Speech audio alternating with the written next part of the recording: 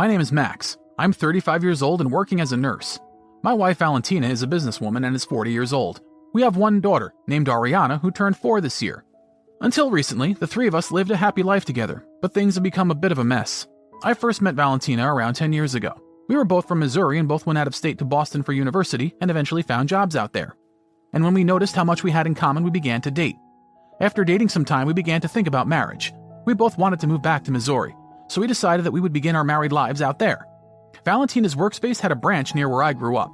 She requested to be transferred there, and once the request was approved, I quit the hospital I worked at, and we both moved back to Missouri together. We began our new lives together in the same house that we live in to this day. Both of our workplaces, as well as my wife's parents' house, are within a 30-minute drive from our house. My family's house was a bit further away, but you could still get there in about an hour. Luckily, I quickly found a new hospital to work at. I'm still working as a nurse and am busy every day. When we first got married, Valentina had trouble getting pregnant. We were rushed and felt a lot of pressure from our families, but we still got along.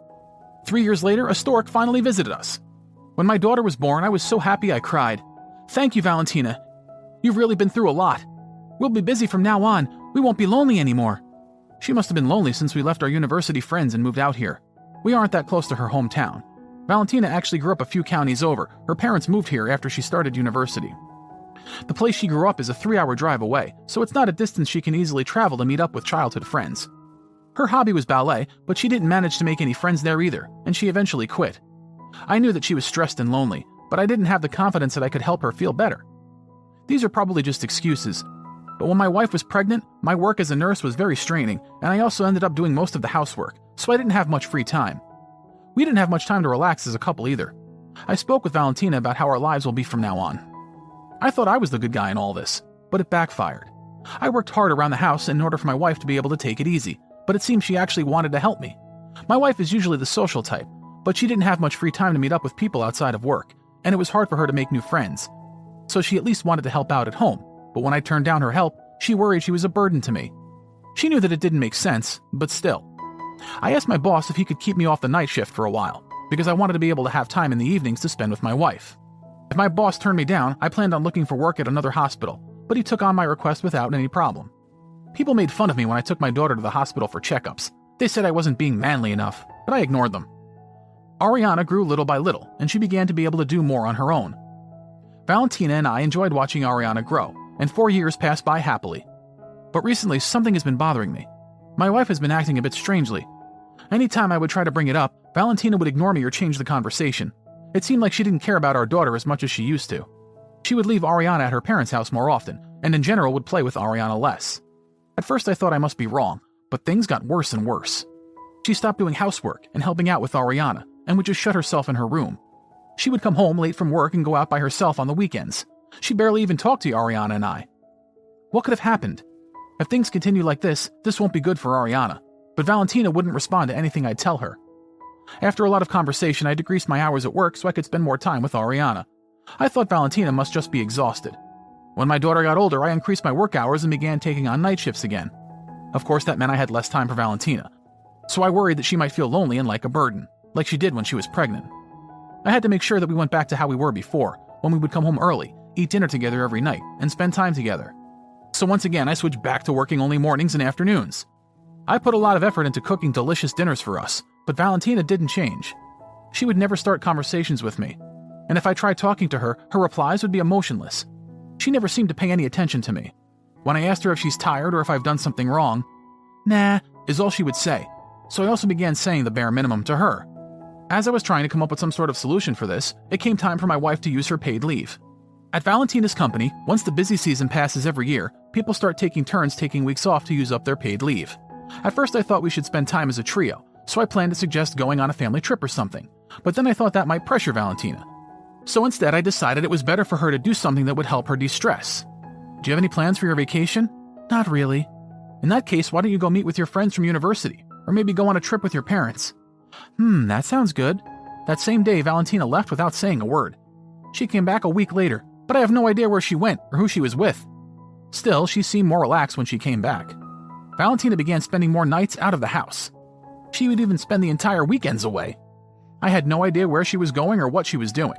She might be out with friends or she might have found herself a new hobby. We barely talked, but I didn't want to stress her out or put her in a bad mood. I felt weaker than usual, so I went to get a checkup at my hospital. The results of my blood test weren't very good, so I was told to get a more detailed examination. After the second exam, they found I had a malignant tumor. It was really lucky that I had gotten this checkup early enough to discover this tumor before it became too serious. The surgery could be done endoscopically, so it wouldn't be very hard on me, but still I was feeling sad. I told Valentina about what had happened. She didn't look up from her phone even once. She only said one word, "Okay." I felt so sad I was at a loss for words. The day before I was admitted to the hospital for my surgery, I cleaned the house and prepared everything. My wife and Ariana went to my in-laws' home. Before they left, Valentina told me they wouldn't return. Yesterday she told me she wanted us to divorce. This wasn't because of the tumor or the surgery, but because of the recovery period after. "You'll cause trouble for me, Ariana, and even for my parents, don't you think? That's too much, so let's break up." Trouble. Her words sliced so deeply into my heart that I didn't have the strength to say anything back.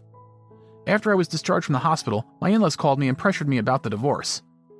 "Ariana's living here, so you better pay child support. Hurry up with the divorce already." "Valentina sent you the divorce?" I thought Valentina and Ariana would come home eventually, but they never did. My wife didn't say anything when her parents called me. Stunned, I cleaned the house, but something bothered me. Even though Valentina was supposed to have been at her parents' house this whole time, our home was a mess. Had she come back? Then I found something. I found men's clothing when I was cleaning her room. So it's true.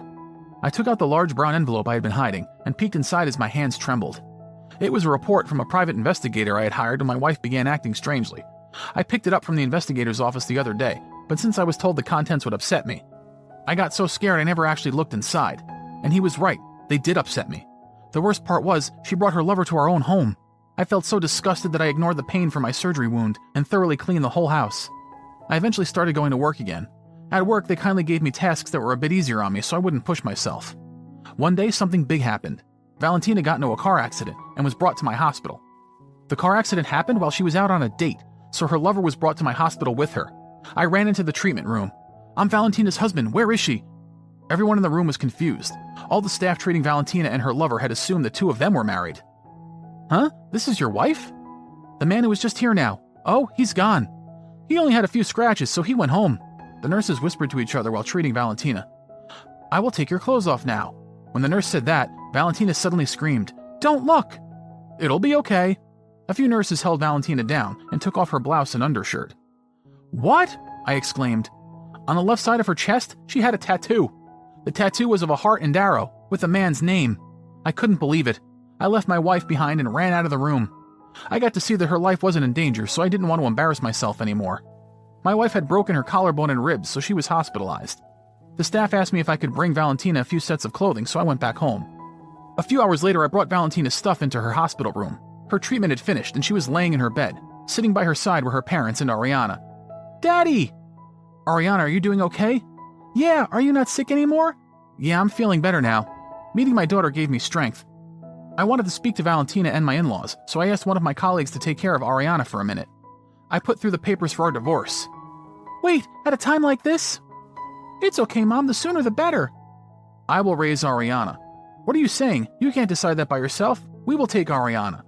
"Then let me ask, Valentina, do you know the place that Ariana always wants to go to most? Do you know what vegetable she just started eating? Or her favorite characters?" "You can't answer, huh? That's because you don't spend any time with her, right? You plan on leaving her to your parents to take care of, right?" I handed my in-laws the brown envelope. When they saw what was inside, their faces went pale. But they didn't seem too upset. My in-laws must have known about my wife's affair. "I will take custody of Ariana so you don't even come near my daughter again." "You can't stop us from meeting her." "Valentina has that man's name tattooed on her chest. Do you think that's appropriate for a mother to do?" Valentina's parents didn't seem to know about the tattoo.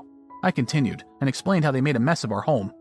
I told them that inviting her lover to our home while I was in the hospital was something I could never forgive. The fact Valentina would ignore her daughter to meet her lover. Since her parents helped her hide it, they were also to blame. I told them that I would be taking custody of Ariana and would be expecting to receive child support. I also mentioned that I would be requesting alimony from Valentina's lover.